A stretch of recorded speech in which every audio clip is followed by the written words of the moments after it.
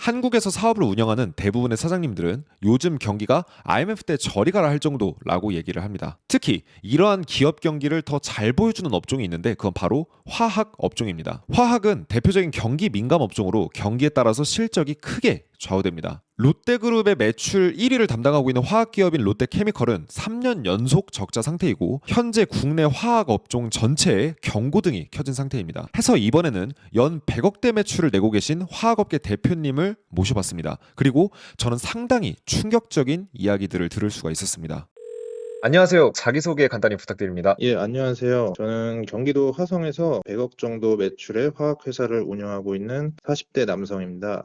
네, 안녕하세요. 그러면은 그 미스터리님께서 요새 회사 운영은 어떻게 돼가세요? 저희는 작년에 비교해서 매출이 10% 정도 감소한 상황인데 네. 원료 가격은 지금 올라가고 있어서 실제로 영업이익은 줄어들고 있는 상황입니다. 파는 매출은 그대로인데 이제 원가가 높아졌으니까 남는 돈이 좀 적어졌다 이 말씀이신 거네요? 네, 매출도 10% 정도 감소를 했고요. 이제 원료 가격도 오르고 있으니까 이익이 어쨌든 줄어드는 거죠. 근데 네. 매출이 10% 감소한 것도 주변에서는 지금 상당히 잘 선방했다고 얘기를 해주시더라고요. 주변 상황이 조금 더 힘든가 봐요. 네, 화학업계가 워낙 분야가 많아서 제가 모든 화학업계를 대변할 수는 없겠지만 건축용 도료하는 데는 50% 이상 매출이 감소했다는 데가 많고요. 네. 그다음에 뭐 잉크나 가구, 가전 뭐 여러 가지 화학 분야가 있는데 그런 쪽도 보통 한 20-30% 정도는 다 빠졌다고 하더라고요.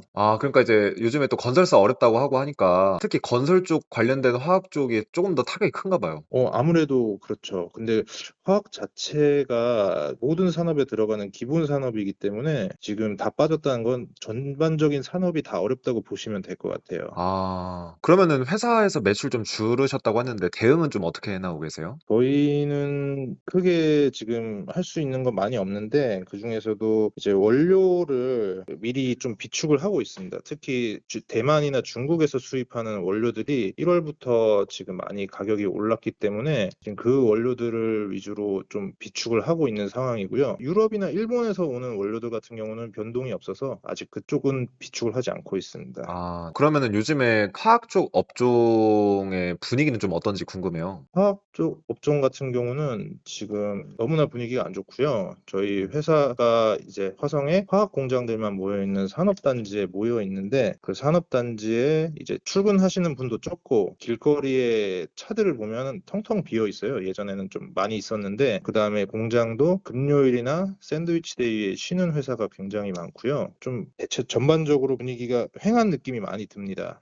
이게 그 단지 출퇴근하시면서 느끼실 정도면 네. 보통 줄은 걸로는 이게 체감이 보통 잘 안 되거든요. 예, 예. 한 뭐 5분의 1 이상은 줄어야지 좀 티가 날 정도인데 네. 좀 체감상으로는 많이 줄어든 것 같으세요? 예, 작년에 비하면 엄청 줄어든 걸로 느껴지거든요. 제가 또 일부러 구석구석 좀 돌아다니는 편이라 이렇게 뭐 잠깐 나갈 때 그냥 지름길로 가는 게 아니고 다른 공장들 앞에도 한번 지나가 보고 그렇게 돌아다니는 편인데 차들이 많이 줄었습니다. 그러면은 이 화학 업종이시면 또 이제 거래처들도 있으실 거 아니에요? 네네. 그 거래처 분들은 좀 상황 어떠세요? 아까도 말씀드렸다시피 지금 건축용 도료하는 곳들은 정말 힘들고요. 이제 저희가 납품하는 거래처는 최종적으로 수출하는 제품을 생산을 하기 때문에 지금 수출하는 화학 업종은 괜찮다고 지금 보거든요. 근데 만약에 내수용 시장으로 하는 업체들은 지금 거의 전화하면 죽겠다는 소리부터 먼저 나오고 있습니다.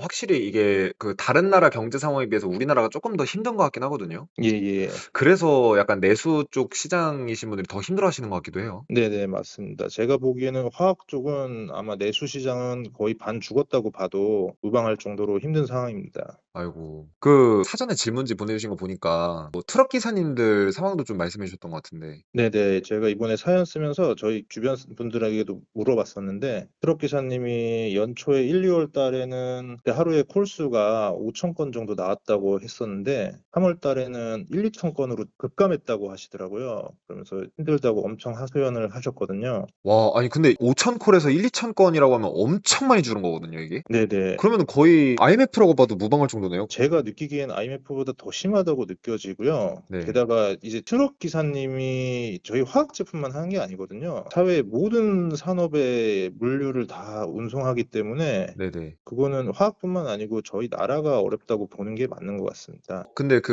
이제 지난번에 화학업계가 되게 좀 중요한 업종이다 이렇게 말씀해 주셨던 것 같은데, 그거 이유를 네네. 혹시 좀 시청자분들한테 설명해 주실 수 있을까요? 네네. 대부분의 사람이 화학이라고 하면 그 어색하게만 느끼시거든요. 근데 사실 우리 주변에 둘러보기만 해도 화학은 굉장히 많이 있는 분야입니다. 뭐 장난감, 책, 식탁, 의자, 가구, 컴퓨터, 핸드폰, 뭐 아파트, 자동차 음. 등등등 뭐 안 들어가는 품목이 없거든요. 어. 네, 그렇다 보기 때문에 이게 잘 느끼시진 못하는데 상상도 할 수 없는 곳에 많이 들어가기 때문에 저희 실생활에 엄청나게 연관이 되어 있습니다. 아무래도 화학 쪽에 계시다 보니까 다른 산업들이 어떻게 움직이는지에 따라서 매출이나 영업이익도 영향을 많이 받으실 거고, 네. 그렇기 때문에 경제 같은 것들을 좋아질 때 나빠질 때가 좀 더 체감이 잘 되실 것 같다는 생각이 드네요. 네, 아마 제가 있는 업종은 조금 특수한 분야라서 그게 좀 덜 느껴지는데 제가 다른 분들에게 물어보면은 그거를 많이 느끼시더라고요. 그러면 지금 현재 경제는 좀 전반적으로 어떻다고 스스로 느끼세요? 경제가 좋냐 나쁘냐 이런 것들이요. 아까 말씀드린 대로 지금 IMF보다 더 힘들다고 저는 생각을 하고 있고요. 그러니까 주변 화학 업계에서 말을 해주시는 거나 화물기사님 콜수, 그다음에 뭐 산업단지 분위기 이런 것들로 보아서 내수 시장은 많이 죽었다고 느껴지고 얼마 전에 뉴스도 나왔는데 수출은 최대 실적이라고 네네네. 네, 그런 것 때문에 지금 버티고 있지 않나 생각이 듭니다. 아, 그럼 혹시 그 주식이나 부동산 같은 것도 투자하고 계세요? 네네. 제가 여유자산으로 금의 50%, 네. 엔화의 30%, 15%는 현금으로 가지고 있고요. 네. 그다음에 나머지 5%는 지금 본강의 때 배운 내용 바탕으로 주식 투자로 실전으로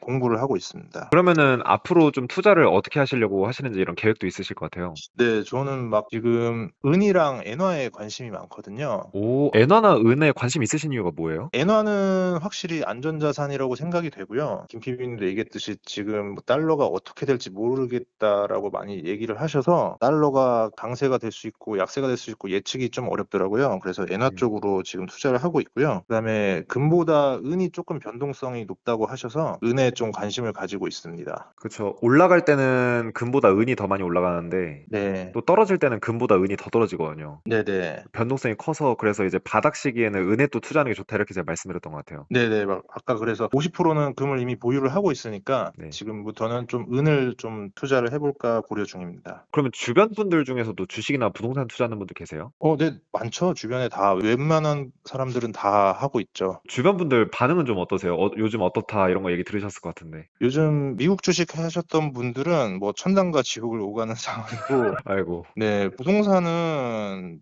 참 이게 어려운 것 같아요. 지금 잘 안 팔려가지고요. 뭐라 그러지? 거래량이 엄청 적다고 하나요? 뉴스에서는 뭐 사상 최고가다 뭐 이렇게 얘기를 하는데 실제 거래량이 엄청 낮아서 집을 내놔도 잘 안 팔린다 그러더라고요. 그래서 사람들이 주식 쪽으로 요즘 조금 더 몰리지 않나. 네. 근데 미국 주식은 요즘 최근에 이제 폭락을 했고, 네. 한국 주식도 사실 뭐 지금 4월 달에는 좀 주변에서 많이 하고 있는 것 같아요. 그래도 막 뭐 투자로 돈 벌었다 이런 분들은 많이 없고요. 네, 거의 작년에는 좀 많았습니다. 미국 주식 하시는 분들 좀 많이 신난다 그런 얘기를 들었는데 요즘에는 조용하네요. 아, 이게 주식 하시는 분들이 조용하면 그건 진짜 위험한 신호거든요. 그러면은 마지막으로 경제 위기 이렇게 좀 다가오는 상황 속에서 되게 체감도 하고 계시는데 구독자분들한테 혹시 전하고 싶은 말씀 있으실까요? 네, 저도 이제 투자 공부를 한 지 얼마 안 돼가지고 이제 느끼는 감정들이 좀 새록새록하더라고요. 그래서 주식을 하다 보니까 매일 아침에 이제 급등주가 막 올라가기 시작하는데 저걸 살 걸 막 이런 후회감이 들던데 또 시간이 지나니까 그런 기회는 계속해서 오더라고요. 매일 네. 조그만 파도가 치듯이. 근데 이제 대공황급 경제 위기는 김 PD님이 얘기하셨듯이 100년에 한 번씩 오는 거라서 모두들 지금 자산 잘 지키셔서 위기를 기회로 바꾸셨으면 좋겠습니다. 네, 좋습니다. 자, 결론적으로 정리해보면 화학업계가 전반적으로 매출이 30에서 50%가 감소했고 특히 내수를 중심으로 매출을 내던 화학회사들은 전멸한 상황이다. 그리고 공장단지의 침체가 피부로 느껴질 정도로 심각하다. 마지막으로 경제 위기는 이미 시작된 것 같다라는 얘기들을 전해주고 계십니다. 여러분들은 어떻게 생각하시나요? 그리고 우리는 이러한 상황을 어떻게 헤쳐나가야 될까요? 댓글로 여러분들의 생각을 남겨주시면 감사하겠습니다. 그리고 최근에 폐업하신 자영업자 그리고 대표님들, 기업 임직원, 프리랜서 분들까지 여러분들의 경제 위기에 대한 체감 이런 것들에 대해서 사연을 제보해 주시면 너무 감사하겠습니다. 이 영상의 고정 댓글 참고하시면 사연 제보하는 곳 있으니까 많은 참여 부탁드리겠습니다.